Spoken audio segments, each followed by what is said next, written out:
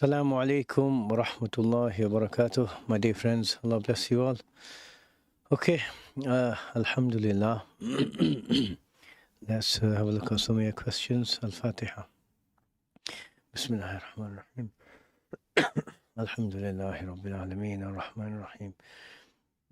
Maliki Yawmiddin Iyyaka na'budu wa iyyaka nasta'in.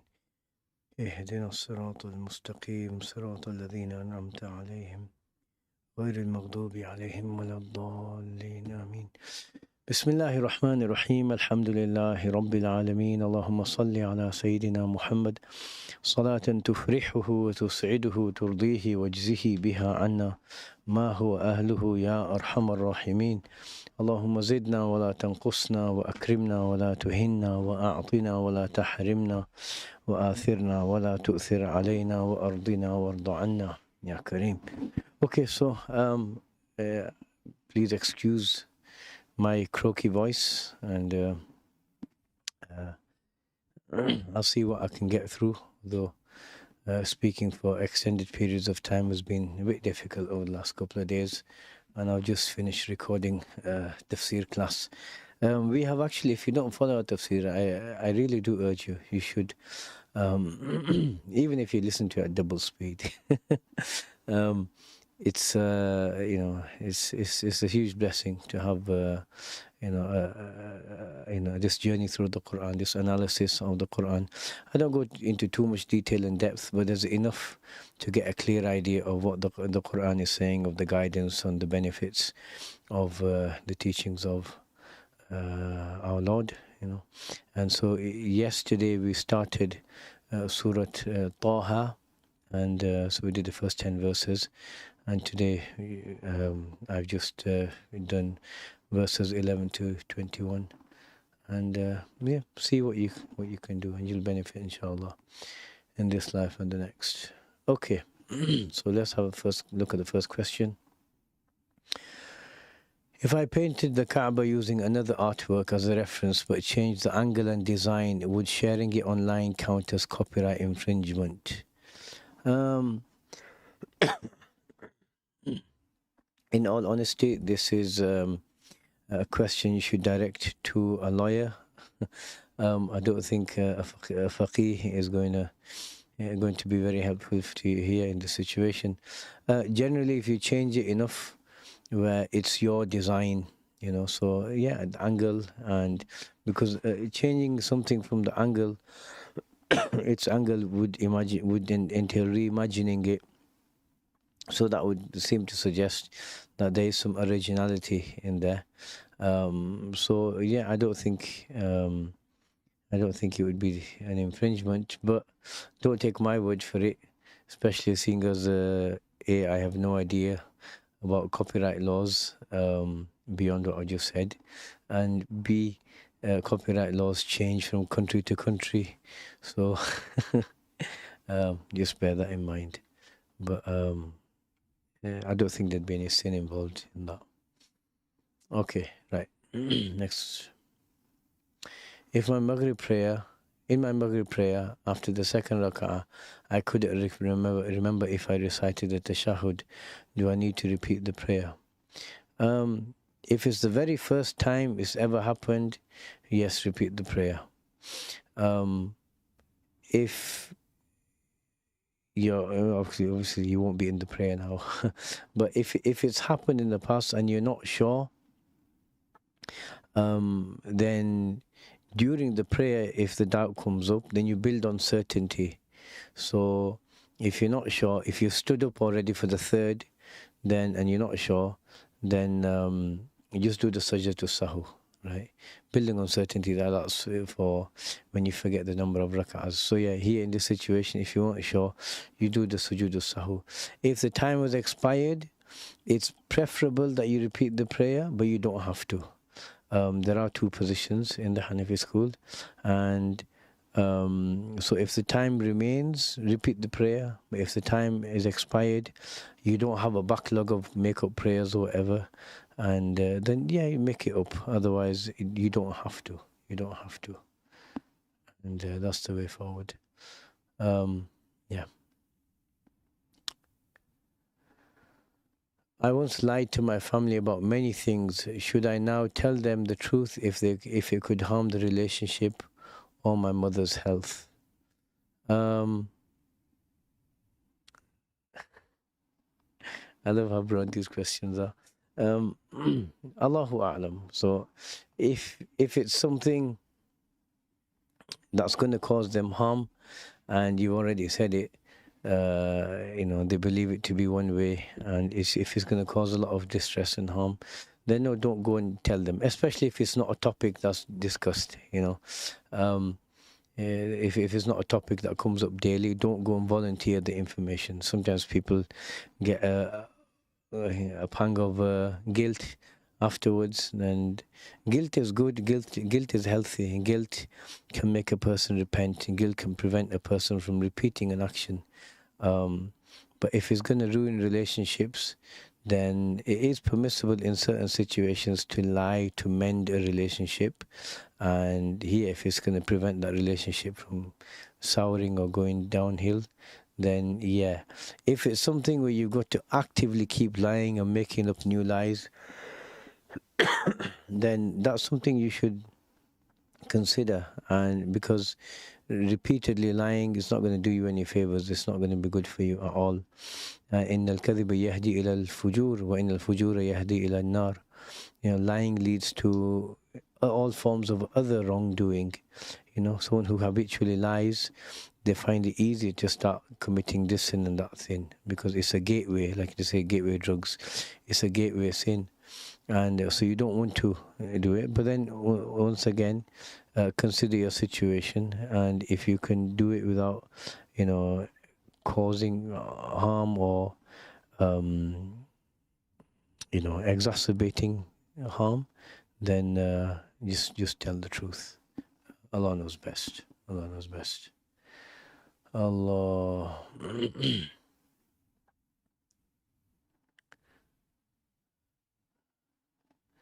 For years I performed ghusl without rinsing my mouth and nose. Must I make up all prayers and fast done after such ghusls? Okay, so rinsing the mouth is part of the fard of the ghusl, but you don't need to gargle. You don't need to go to like any extreme lengths. Just a small amount of water moved around your mouth is sufficient, just like you do in wudu. So the same would be like if you were to drink a glass of water. So the area of the mouth that needs to be moistened is going to be moistened. So you can assume that was valid. And then the next time you did wudu, you will have rinsed your nose, and that will have taken care of the remaining requirement of the ghusl. Or so your next wudu will have taken care of the remaining requirement. So the ghusl will have been valid. You don't need to go around making everything up. Maybe there were some prayers that you prayed whilst, technically still in a state of janaba. That's if you required, if it was a fard or a wajib ghusl that was, to exit janaba. Then in that situation, just make a rough guess. Don't go too overboard. Just make a rough guess of maybe how many prayers might have been performed, before you made your next wudu, and especially if you don't have other prayers to make up, then you just make these up.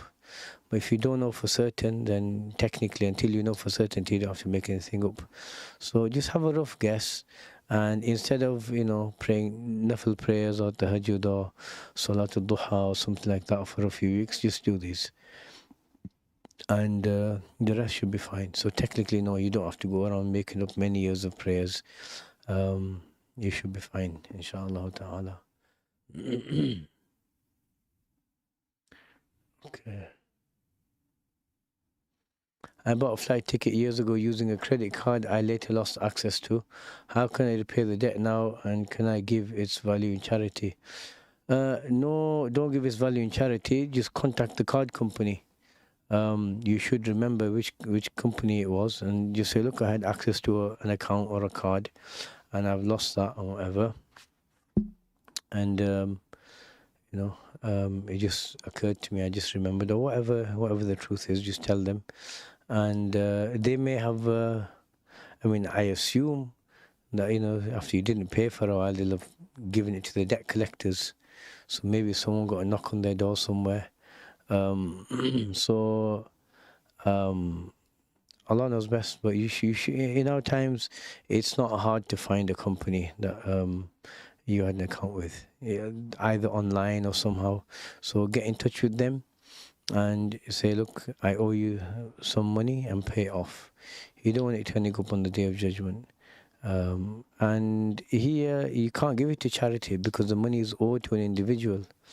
It's like if someone was to steal, £100 from their neighbor, Allah protect us, and then later on they have a guilt trip and it's okay, I need to pay that back, and then they go give it, to the local soup kitchen, £100 to them, unless the neighbor's eating from that soup kitchen, the money is owed to the neighbor. Why are you going to go give it to some random stranger? So it's not valid. You can't. You need to give it to the actual owner. I think. Yeah. Is it permissible to study a history course that includes non-Islamic beliefs, draw ancient scenes, or write about past religions in exams? The only thing I can see as an issue here is drawing, as long as if you're drawing detailed images of people, it's going to be impermissible. That's not permissible, drawing detailed images. Stickmen or very small basic images are fine, but detailed images like, you're there trying to draw, Percy B. Shelley or Lord Byron, or, Henry VIII. So don't do that. But studying these things, even if it's non-Islamic history, is permissible. You can read about it, you can write about it, you can study about, the Reformation of the Christian Church. You can study about Martin Luther going and hammering his manifesto on the church door, and you can study about all this, even though the content of it may not necessarily be Islamic. You can study about beliefs of previous, peoples. I studied the Odyssey.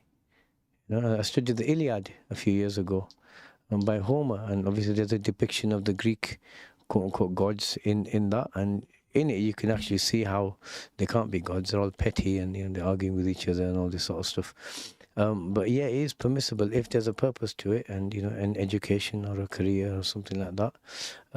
All of that is permissible grounds for doing so. If you do come across something that is not Islamic, remember, at the very least, hate it in your heart.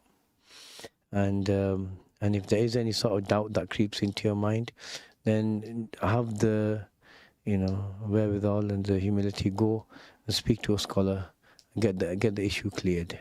Okay, and should be fine, inshallah. And our last question here. I repented from cheating in my bachelor studies, but I'm unsure about my master's. Should I verify through all records, assume Waswasa, or inform the university? If you're unsure that you cheated, then just sit there and chill, right? If you don't know, you don't know. Why are you gonna go? If you're sure you cheated, I mean, I assume you kind of remember if you cheated.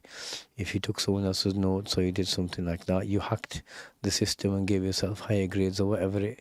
If you do remember, then you need to address it, as we've talked about before. We've got a number of answers here.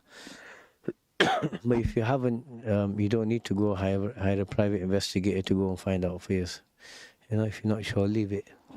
And just make a tawbah in case you did, and you should be okay. Allah. Okay, right. Let's look at your questions here. I don't know how many I can get through with my croaky voice, but let's see. Maybe some tea will help. Bismillah.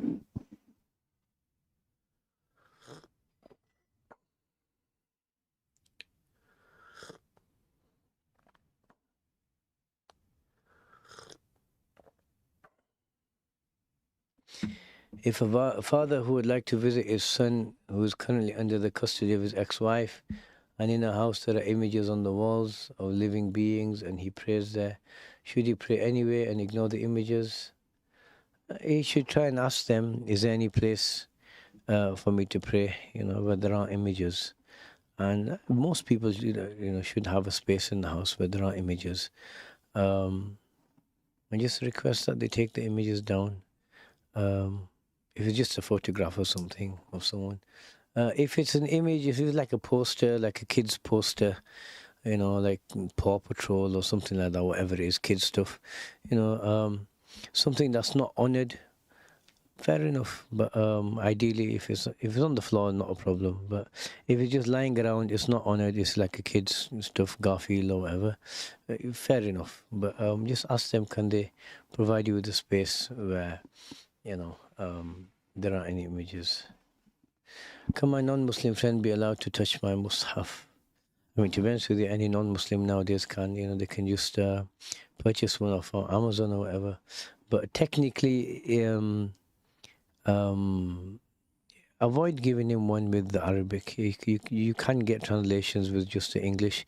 Give him something like that. But if he's not going to disrespect it, give him something like that. One of the best things to give, I really like it, is the old, I don't know if you can get it in print anymore, but the PDF is available, the 1948 or something print of Abdullah Yusuf Ali's translation of the Quran, which has his commentary. Later editions funded by Saudi Arabia have removed a lot of the commentary and all that. You don't want those, you want the old original one. And this one is a masterpiece. The translation is probably not the best for our times because he uses archaic language.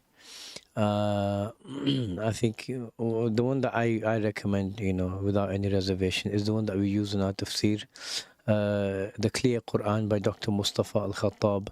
And I've analyzed his translation when it comes to the accuracy of rendering certain meanings in the Quran, and he's pretty accurate. He's very good, more so than a number of other more well-known ones, but that's a pretty decent one.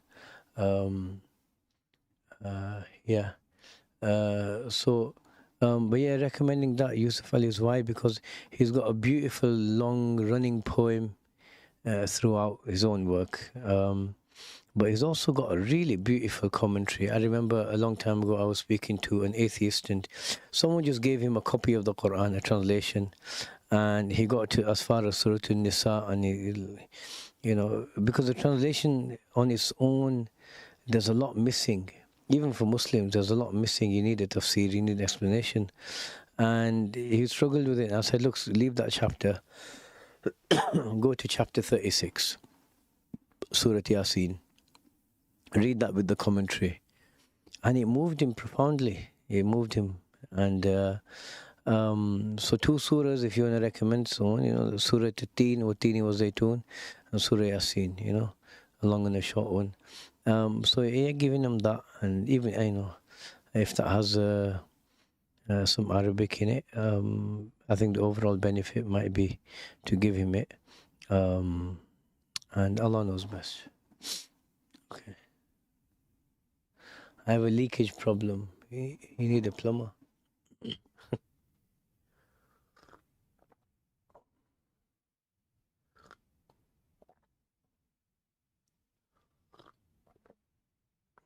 Okay, so you've got a leakage problem. You want to look up something called Kegel exercises, Kwegal, which are just exercises to strengthen your pelvic floor muscles, and that will help, inshallah. I know, it's something that they recommend to ladies after they have after pregnancy, where there's a tendency for the pelvic floor muscles to weaken. So just use those exercises. I know people who have recommended it too, and it's improved things for them significantly, right? Okay. And if that's the case, if you're struggling, then in your underwear, just put in some tissue, wrap your member in the tip of it in some toilet paper or something, and leave that there. When so anything leaks out, it's going to go into that, and then you can just discard that and replace it with something else, and your clothing will remain pure. And you can just discard that when you're about to pray. Can we use multiple names of Allah in our dua? I heard we should use many names. I list as many names. Do use as many as you want. Usually you want to use the names that are pertinent to your situation. So, right. If you're praying against a murderous, tyrannical government who just wrongs and kills innocents, you use Ya Jabbar, Ya Qahar, Ya Shadid al-Batsh. So yeah. Is child maintenance support from government that is giving for the parent to child to provide food for the child okay to use for his other purposes such as food for all the family? I mean, I've thought about this, and it seems like the government gives that money for the use of the family, for the parents to use. It's not specifically saying feed your kids with this, buy them their biscuits and their crisps and whatever. So I believe it'd be okay for the parents to use for the running of the household and the well-being, the maintenance of the family. I don't think there's any issue with that. Right, Sheikh, can you help me? Spend 5 to 10 minutes trying to get my prayer intention right. After mouthing it, should I re-say it in my mind as I go? No. Okay, so this is what you do. Before you start praying, verbally say, I intend to pray the fard of this time to please Allah, Allahu Akbar, done. Fard of this time to please Allah, and then lift your hands, Allahu Akbar. It's as simple as that.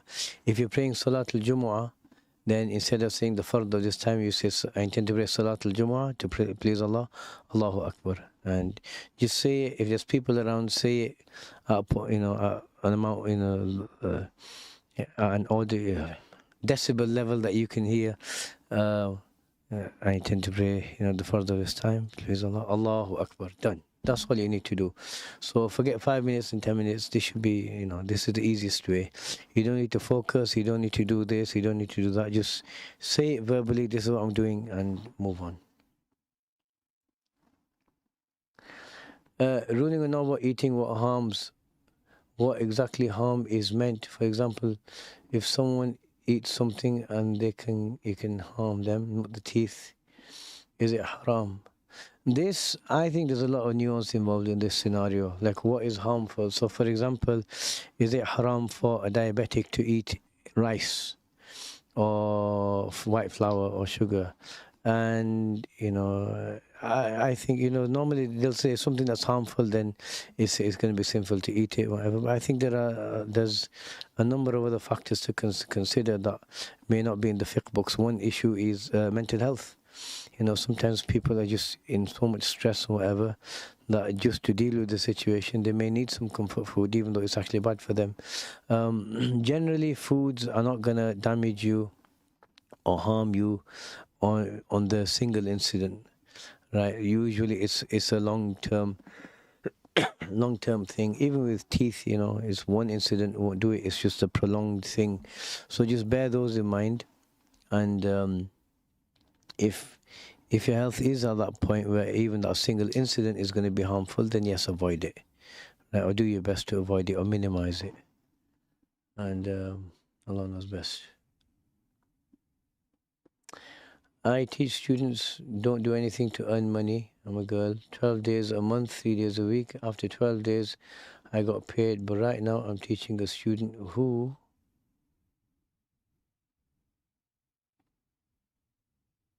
I can't see anymore.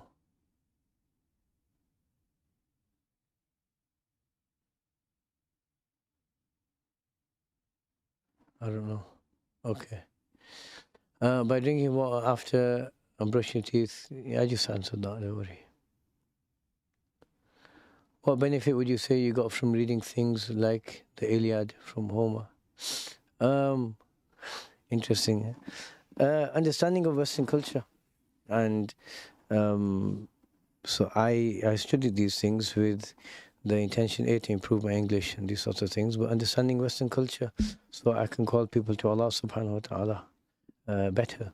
If you understand the culture, you can understand elements of why. Like for example, if you study the Enlightenment, so the Copernican revolution, the Enlightenment, this destroyed Christianity in the West, because science kind of debunked a lot of the ideas that the Catholic Church were putting out.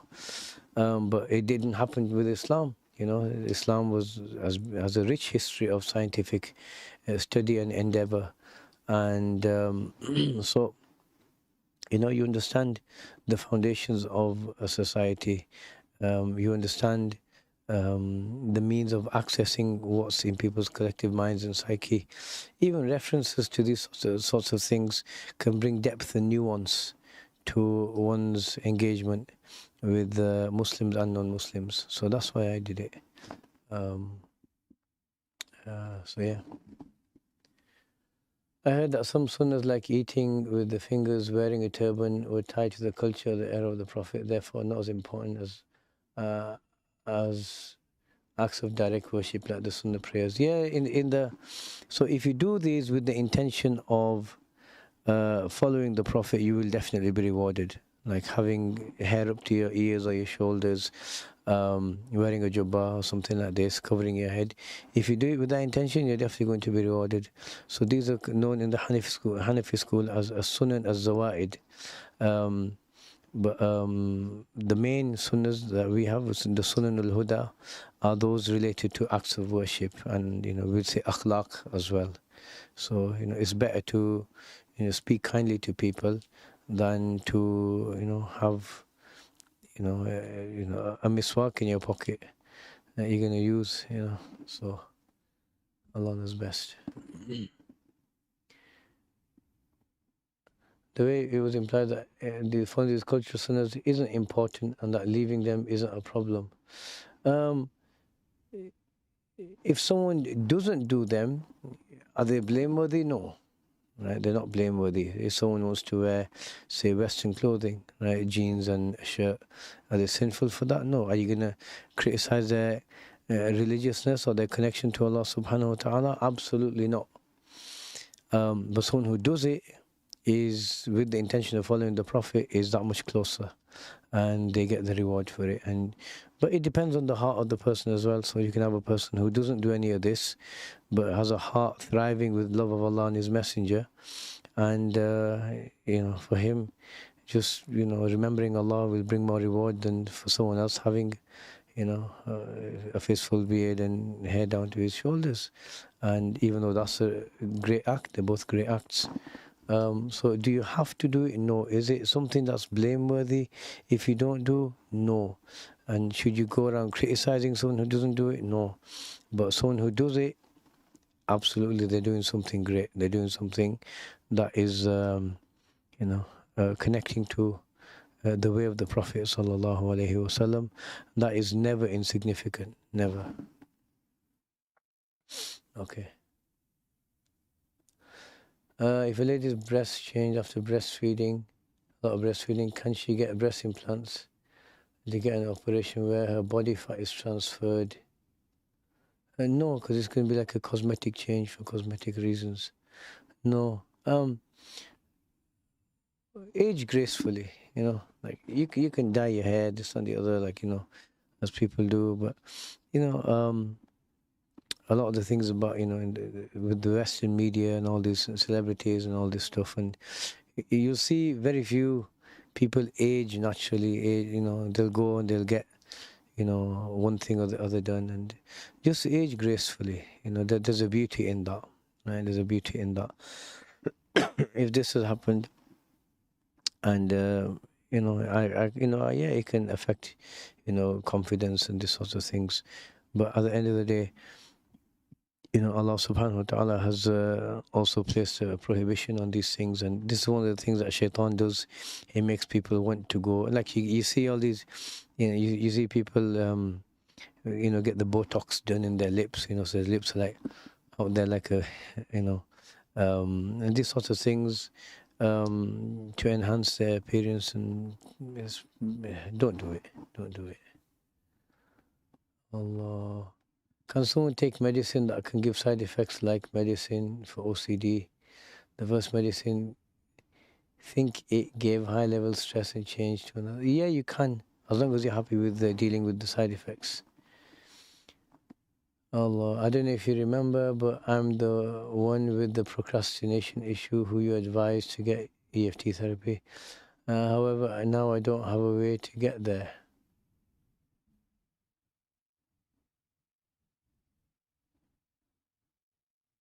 Look up the EFT Guild if you're in the UK, and see if you can book an appointment with someone. Okay, what are some of the wisdoms of Yusuf alayhi salatu wasalam taking Binyamin and likely causing distress to their father? Yeah, to resolve the situation, because they ended up being reunited, but also to teach the brothers a lesson, because a lot of the time when someone's a zalim or someone's a wrongdoer and they've just been getting away with harming people, if you just, say, oh, don't do that again, they're not going to change, as we saw with their brothers, with the brothers. They accused Sayyidina Yusuf of being a thief, and so he did that to put them through some difficulty, and it was part of Sayyidina Yaqub's test anyway, and it ended up in them all being reunited, so it was worth it. If it's so frustrating, I don't do anything productive, no matter how much I promise Allah, no matter how motivated I am, I have zero self-control, I don't want to be a burden on my family anymore. Go speak to a therapist, figure it out, because I can't just say, I don't even know you. That's the thing.